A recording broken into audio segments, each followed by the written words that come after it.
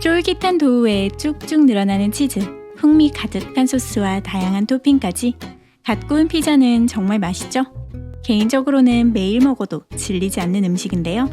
그중 토마토 소스와 모짜렐라 치즈, 신선한 바질 잎을 올려 만드는 마르게리타 피자는 피자의 기본이라고 합니다. 그런데 마르게리타 피자가 왜 마르게리타라고 불리는지에 관해 들어본 적 있으신가요? 나 이거 알아 싶으신 분들의 머릿속에 떠오른 이야기는 대충 이런 식일 텐데요.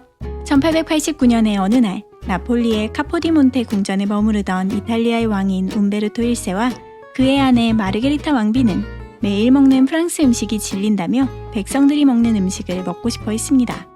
그래서 피자리아 브란디의 주인이자 장인인 라파엘레 에스포지토를 불렀죠. 에스포지토는 왕비님을 위해 돼지 지방과 카초카발로 치즈, 바질을 쓴 피자와 생선을 쓴 피자, 그리고 마지막으로 이탈리아의 국기를 닮은 토마토와 모짜렐라, 바질을 쓴 새로운 피자를 내놓았습니다.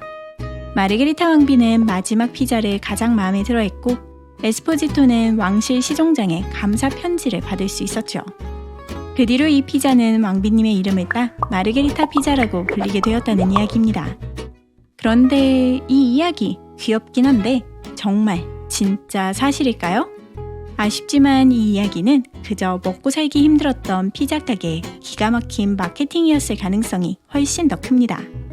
우선 1889년 나폴리의 카포디몬테 궁전에 마르게리타 왕비가 잠시 머무른 것은 사실입니다. 하지만 6월 11일 아침에 왕비는 다른 궁으로 갔고 뒤늦게 아내에게 합류한 움베르토 1세도 곧장 아내가 있는 궁으로 향했습니다. 그러니 이야기와는 달리 국왕 부부는 1889년 6월에 카포디몬테 궁에 함께 머문 적이 없죠.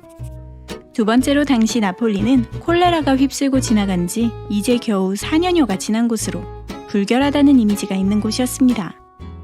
게다가 이 시절 피자는 가난한 이들이 많이 먹는 음식이라 검게 탄 딱딱한 반죽에 익지도 않은 토마토와 마늘, 오레가노를 올린 음식을 내가 팔겠다고 하루 종일 들고 다니는데 겨울엔 꽁꽁 얼고 여름엔 누렇게 변해 파리가 들끓는 음식이다 라고 1884년의 기록에 설명하고 있기도 합니다. 아무리 백성들이 먹는 음식에 관심이 생겼다 해도 이 시기에 피자는 콜레라가 유행한 지 얼마 되지 않은 도시에서 왕비가 선뜻 먹을 만한 음식은 아니었죠. 세 번째로 피자 장인이었다는 라파엘레 에스포지토는 1889년 이전에는 딱히 유명하지 않았던 사람입니다. 라파엘레 에스포지토가 움베르토 1세의 아버지인 비토리오 에마누엘레 2세로부터 뛰어난 와인 판매상으로서 왕실 문장을 사용할 허가를 1871년에 받은 걸 보면 피자 장인보단 와인 판매상으로 더 알려져 있었을 것으로 추측됩니다. 네 번째로 토마토와 바질, 모짜렐라 치즈를 올린 피자도 이야기보다 훨씬 전인 1853년에 이미 나폴리의 전통 음식 중 하나로 기록에 남아있죠. 그럼 전부 거짓말인 걸까요? 하지만 지금도 나폴리의 피자리아 브란디에 가면 1889년 카포디몬테 궁에서 시종장이 준 감사 편지가 떡하니 걸려 있는데요. 그 감사 편지의 내용은 이렇습니다.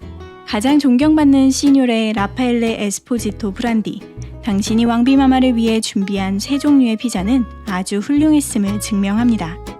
왕실 편지라니 굉장히 그럴듯해 보이지만 이 편지 때문에 이 이야기가 거짓임이 더 확실해집니다. 우선 편지에 찍힌 왕실 문장은 당시 쓰이던 그 어떤 왕실 문장과도 일치하지 않습니다. 시종장의 서명도 그가 쓴 다른 편지의 서명과는 다르며 편지가 쓰인 방식도 왕실 서류의 서식을 전혀 따르지 않습니다. 이 영상을 보는 모든 직장인 여러분은 아시겠죠? 회사 이름 달고 나가는 공식 서류에서 서식을 따르는 일이 얼마나 중요한지요. 사실 이런 류의 이야기는 19세기 말부터 20세기 초 나폴리에서 굉장히 다양한 버전으로 떠돌았고 가장 최초의 기록은 1889년이 아닌 1880년이랍니다. 그중 우리에게 가장 잘 알려진 라파엘레 에스포지토의 이야기는 그의 처조카인 브란디 형제들이 1932년 피자 가게를 물려받고 이름을 피자리아 브란디로 바꾼 후인 1930년대 말에서 40년대 초에나 처음 등장합니다. 편지 역시 이들이 만들어낸 것일 가능성이 큰데요. 그 이유는 에스포지토의 이름을 꼭 집어 라파엘레 에스포지토 브란디라고 말하고 있기 때문입니다. 브란디는 에스포지토의 아내의 성인 만큼 에스포지토는 브란디라는 성을 함께 사용할 이유가 없었지만 피자리아 브란디의 사장님들은 이 중요한 편지에 꼭 브란디가 들어가야 했겠죠? 1930년대 대공황 속에서 휘청이던 피자집을 살리기 위해 만들어낸 이 기가 막힌 마케팅은 획기적인 성공을 거뒀고, 그 덕분에 피자리아 브란디는 오늘날까지도 마르게리타 왕비의 사랑을 받은 원조 마르게리타 피자집으로 인정받으며 승승장구하고 있답니다. 마르게리타 왕비가 사랑하지 않은 마르게리타 피자 이야기 재미있게 보셨나요? 다음 시간에는 또 다른 내용으로 만나요. 끝까지 함께 해주셔서 감사합니다.